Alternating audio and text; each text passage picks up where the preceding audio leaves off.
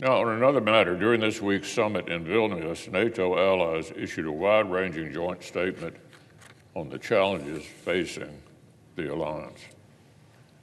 Among other things, I was encouraged to see our allies united in a particularly frank new assessment of the Chinese threat. Quote, the People's Republic of China's stated ambitions and coercive policies challenge our interests, security, and values. The PRC's malicious hybrid and cyber operations and its confrontational rhetoric and disinformation target allies and harm alliance security. Some of us have even more stark concerns about the PRC. But even this consensus statement indicates a promising shift toward the realism the current moment simply demands.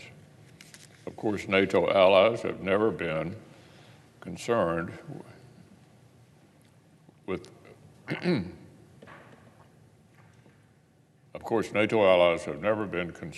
the North Atlantic. Individual NATO allies fought alongside U.S. soldiers in Korea and deployed to other far-flung regions to help contest Soviet aggression.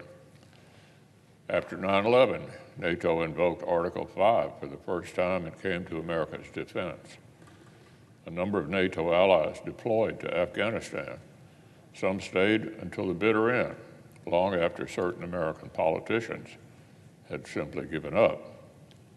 NATO created a training mission in Iraq, and NATO allies remain focused on the threat radical terrorists still pose to our collective security.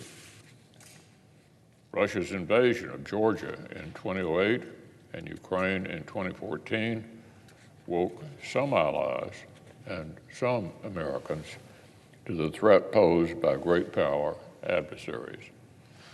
But the dramatic escalation in Ukraine last year sounded an even larger alarm.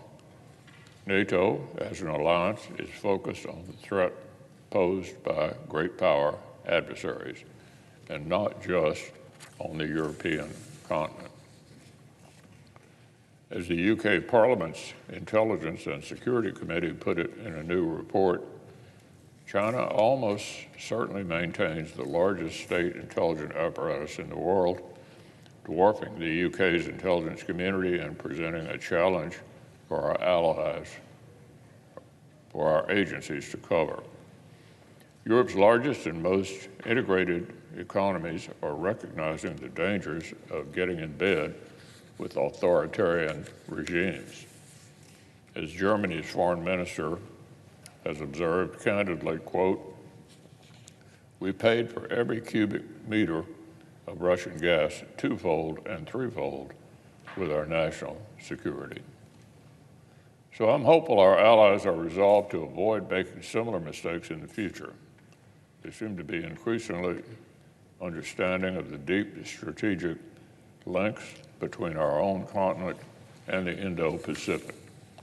That's why the alliance invited key partners, Japan, South Korea, Australia, and New Zealand, to participate in the Vilnius summit. Now, effective deterrence, resilience, and defense means much more than strong words and diplomatic displays of unity. It means concrete plans backed by robust investments. Today, Germany's government is releasing a follow-up to its new security strategy dedicated to what it calls systemic rivalry with China. The foreign minister describes the long-awaited plan as an effort to, quote, protect our own resilience, our own security, and reduce dependencies that threaten us. It's encouraging to hear the foreign minister acknowledging that the PRC has become, quote, more repressive at home and more offensive abroad. However, the document clearly reflects an ongoing debate within the German government about how to engage both economically and strategically with China. The United States and other allies will be watching how this debate unfolds and what practical steps Germany takes to limit the growing threats from Beijing. As Germany's major pledges to make significant new investments in defense suggest, Berlin really is at a turning point. I'm hopeful Germany's defense commitments will be realized, that promised funds will go under contract to repair its badly atrophied military, and that German businesses will diversify their investments away from increasingly risky bets in the PRC. The United States, for our part, needs no convincing that China poses a singular strategic threat. In fact, clear majority of Americans support expanding our deterrence in the Indo-Pacific. But if we want to succeed at the big things, like outcompeting China, we need to get our ducks in a row on our most basic governing responsibility, providing for the common defense. Hard power is essential, more so than any number of pet rocks politicians hold up as helpful to compete with China. Hard power is the currency of geopolitics. The National Defense Authorization Act, our annual must-pass opportunity to assert national security priorities, is finally before us.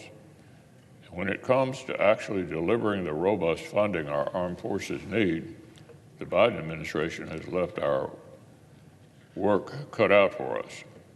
Its defense budget was plainly insufficient to meet the growing security challenges we face.